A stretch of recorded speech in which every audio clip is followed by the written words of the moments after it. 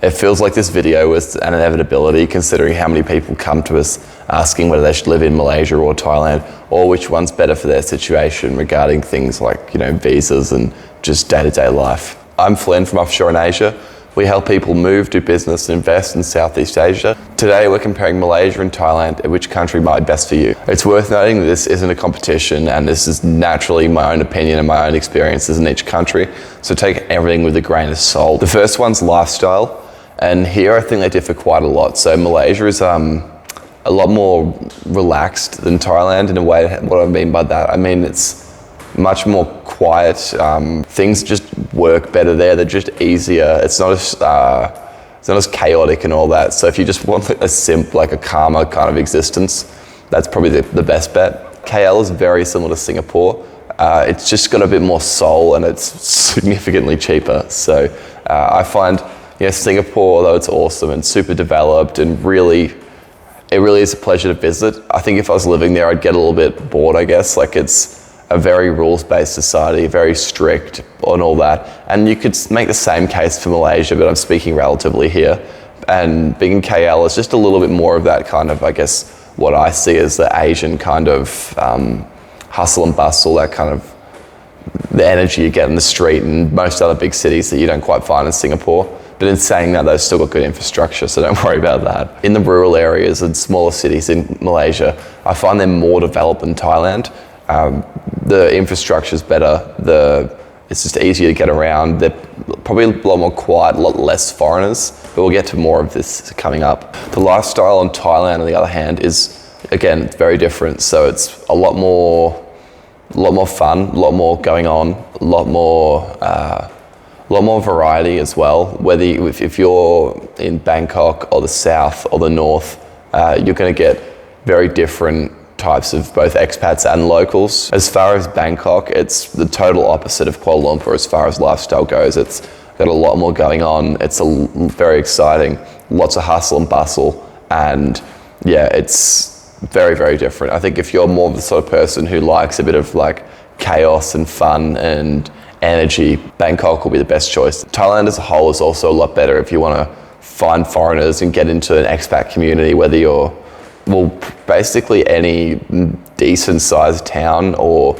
any tourist area of any size in Thailand is going to have a bunch of foreigners living there. So if you want to make friends and all that with foreigners, that's pretty doable in most places, whereas Malaysia, it seems a little bit tougher, but I don't know, if anyone's got experiences, please let us know in the comments. And what about the cultures of the two countries? So Malaysia's an interesting case. It's got Chinese, Malay and Indian people living in the country, and they've all been there for a long, long time. So you've got the different languages, the different cuisines that blend together and make some awesome food.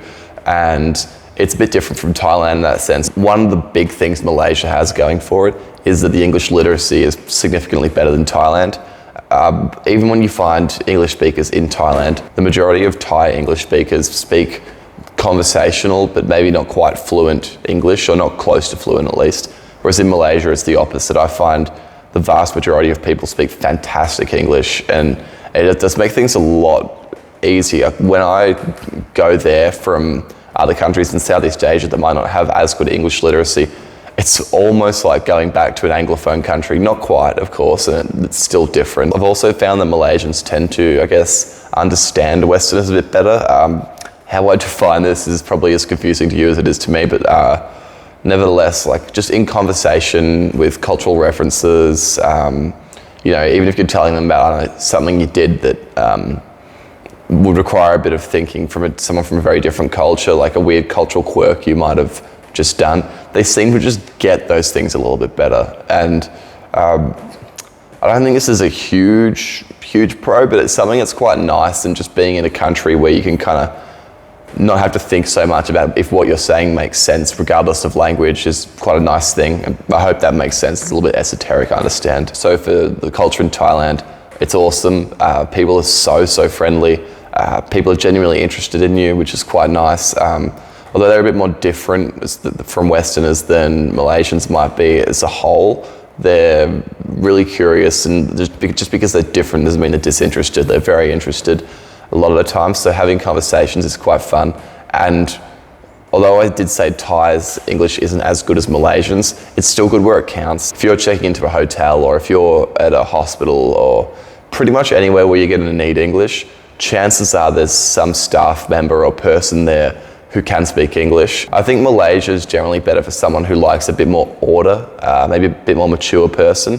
However, I think that's a hard and fast rule. I'd say Thailand is better for the crowd who are more looking for fun, maybe a bit more adventure. But generally, it just depends on the location. But I think that's probably a pretty good summary for the culture and lifestyle of the two places. Cost of living. So time to open a can of worms, but I'll just keep it as brief as possible because we have a bunch of videos on cost of living in different countries all throughout our channel you can go check out. So as far as the cost of living, it really is just so hard because there's so many different places, ways of living in those places, levels of your lifestyle, people's personal habits. However, generally speaking, there's a few broad assumptions, broad conclusions I can draw. The first one is that KL is probably better value for money than Bangkok. And what I mean by that, like for the same price, the same priced apartment you can get in KL will be significantly nicer than the one in Bangkok. And you're going to get good public transport with that,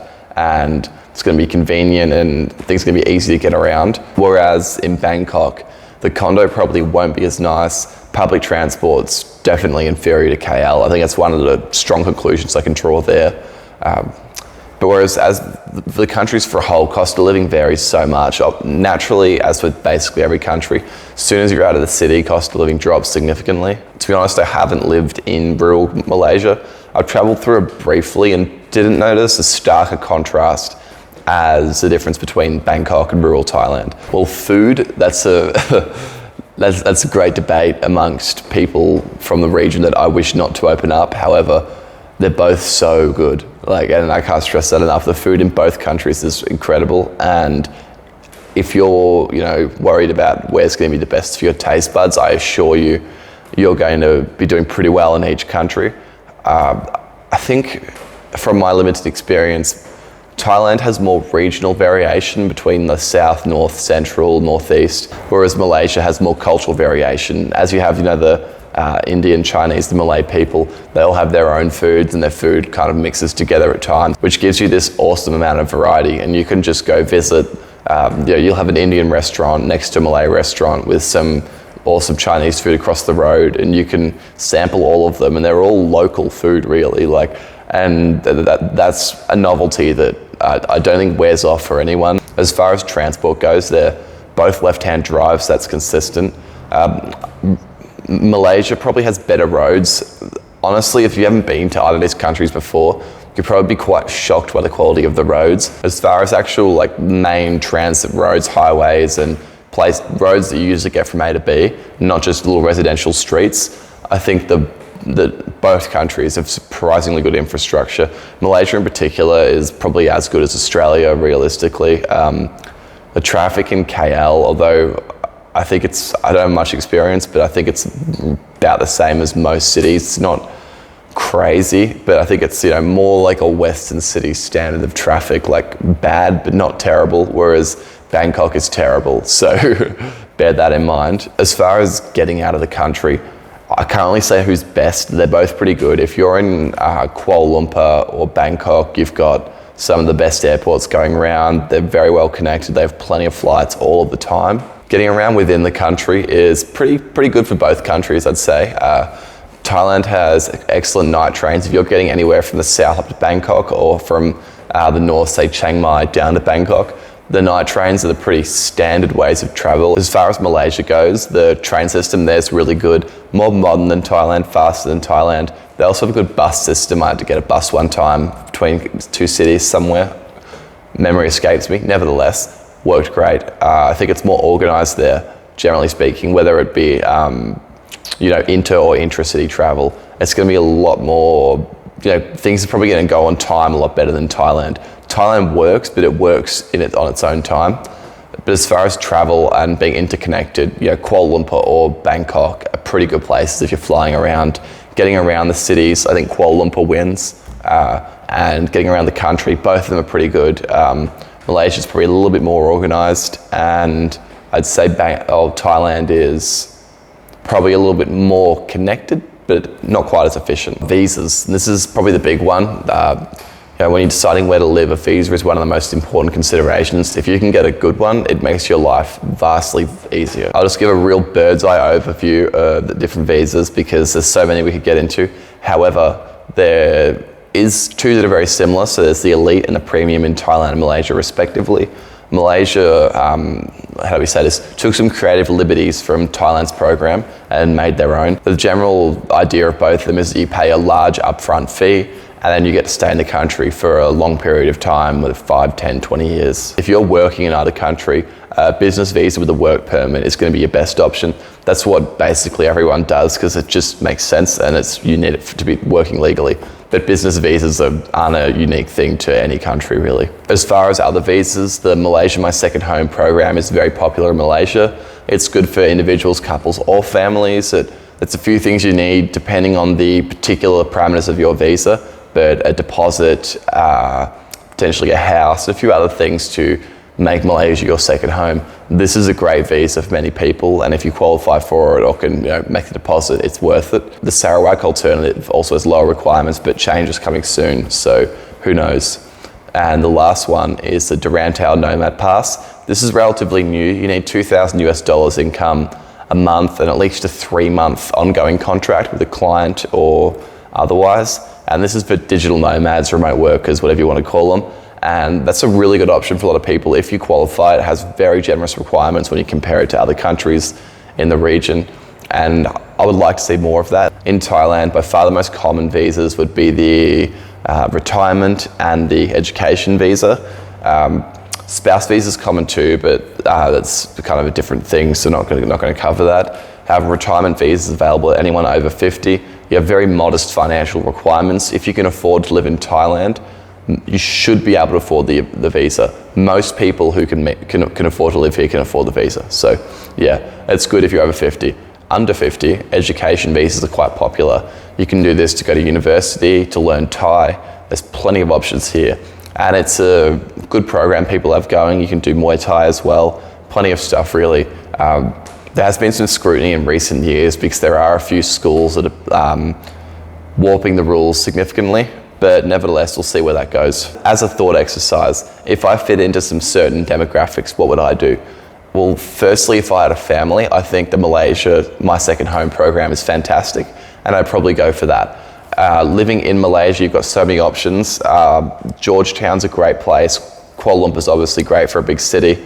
And then you've got a few nice rural areas that are still, or regional areas that are still very nice. In saying that, Thailand's great too. They're both very safe places. Both have good international schools, so don't rule it out. If I was someone who likes to splash out and spend a bit of money, I think Thailand's better.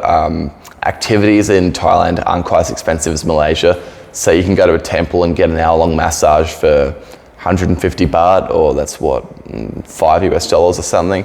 Whereas those services in Malaysia, I could be wrong, would tend to cost a bit more.